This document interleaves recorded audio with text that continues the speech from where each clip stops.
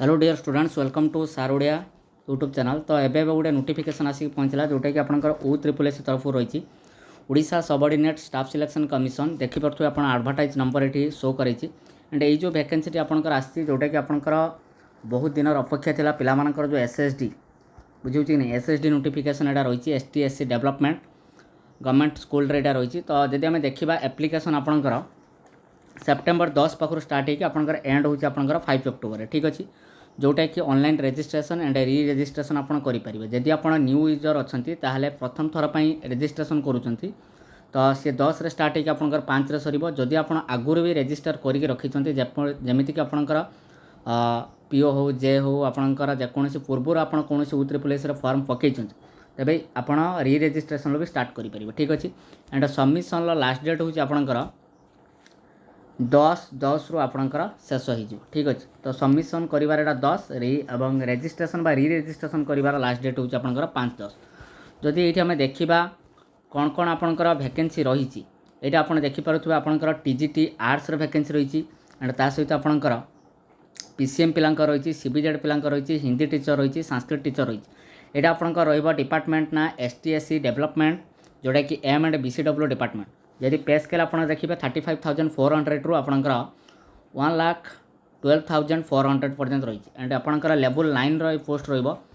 तो यहाँ हूँ आपंकर जो कहले PCM arts PCM CBZ and arts पिलांकर। जदि आप देखिए PET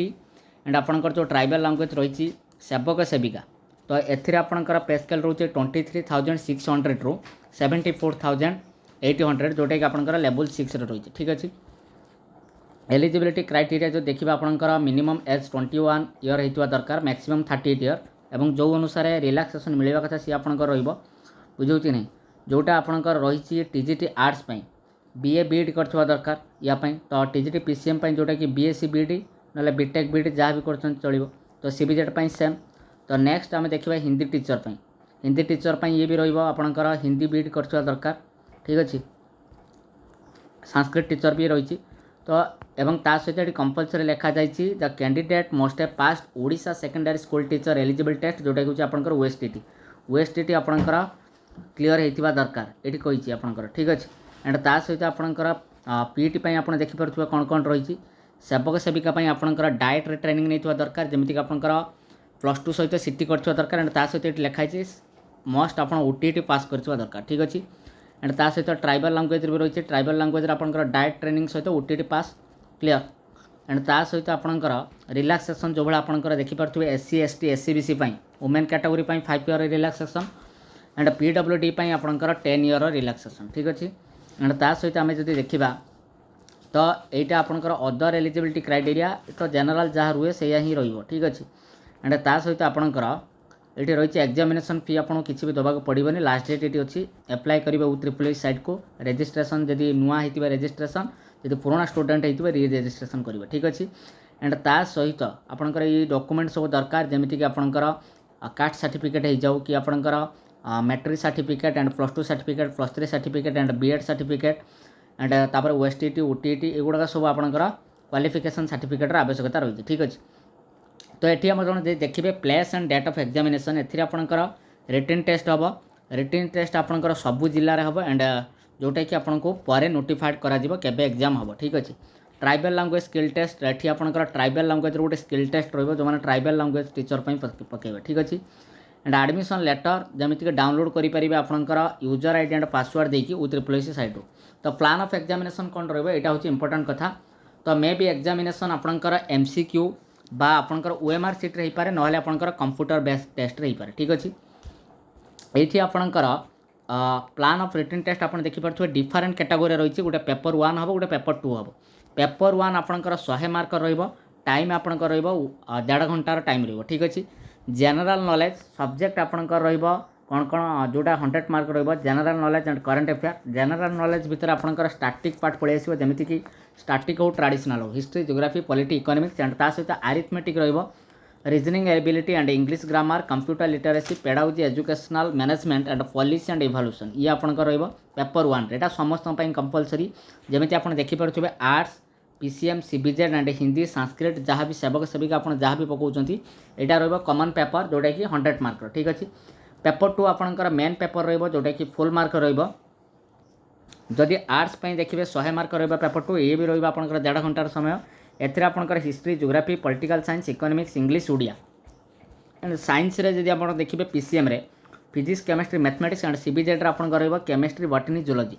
एंड हिंदी टीचर आपणकर हिंदी रहिबो संस्कृत रहिबो पीटी पई आपणकर फिजिकल एजुकेशन एंड सेवक सेविका जोड़ा रही से आपणकर pedagogy in English Odia mathematics and environmental study ठीक अच्छे ये रहा आपणकर नेगेटिव मार्किंग रही है भलसे लक्ष्य करूँ 0.33 माने 1/3 3टार गोटे आपणकर माइनस हम ठीक अच्छे एंड ता सहित यहाँ हूँ मिनिमम क्वालिफाइंग मार्क जोटा कि रही in the written test the minimum qualifying mark for SCBC ST SC PWD ex serviceman and sports person category of candidates shall be 30% in each paper individual and the minimum qualifying mark for the candidates other than SCBC, STSC, PWD, ex-serviceman and sportsman 35%. एटा आपनकर रहइबो 30% रहइबो each paper रे 35% रहइबो एई category पे ठीक अछि जो provisional merit list आपनकर बनिबो एटा important देखंतु जो आपनकर मेरिट लिस्ट बनिबो दीटा जाकर मिसिबो पेपर 1 प्लस पेपर 2 पेपर 1 टा आपनकर मिनिमम टाइपिंग मार रहइबा दरकार एवं जिते मेरिट लिस्ट बा सिलेक्शन प्रोसेस हम से दुईटा पेपर मिसिक रहा दरकार पेपर 1 एंड पेपर 2 दुईटा जाकर मेरिट बन ठीक अच्छे तापर आपंकर DV document verification and counselling select list तापर रिजल्ट आपंकर पब्लिश हम ठीक अच्छे तो ये आप देखिपारे कौटी केते पोस्ट रही कौ कौ डिस्ट्रिक्ट रे मुख्यतः मुझे डिस्कसन कर रखुची जोटा कि आपंकर हिंदी टीचर रे जदि देखिए ये आपंकर बालेश्वर रे शायद पोस्ट ना ठीक अच्छे अनुकूल ये आप पीडीएफटा नहीं भलसे देखिए ठीक अच्छे तो ये थिला लाटेस्ट अपडेट जदि आप जॉइन करने चाहूँगी प्रिपेरेसन को पूरा स्ट्रॉन्ग करने चाहूँगी तो आम ट्यूशन बैच रे जॉइन हो पारे ठीक अच्छे तो डिस्क्रिप्शन थी टेलीग्राम चैनल जॉइन हे एंड ता सहित चैनल को सब्सक्राइब कर ठीक अच्छे तो व्हाट्सअप नंबर गोटे मोटे शो कर दूसरी आप जॉइन हो पारे तो जो मैंने आम सहित प्रिपेरेसन करने चाहूँ जो मैंने पीसीएम सीबीजेड बा आर्ट्स पेपर प्रिपेरेसन करने चाहूँ 78405487 तो एबे ही व्हाट्सअप कर एडमिशन ठीक अच्छे तो 599 रे आप 1 ईयर सब्सक्रिप्शन नहीं पूरा प्रिलिम और मेन पे प्रिपेरेसन करेंगे तो थैंक यू ये थिला आपनकर U3SC तरफ लाटेस्ट अपडेट।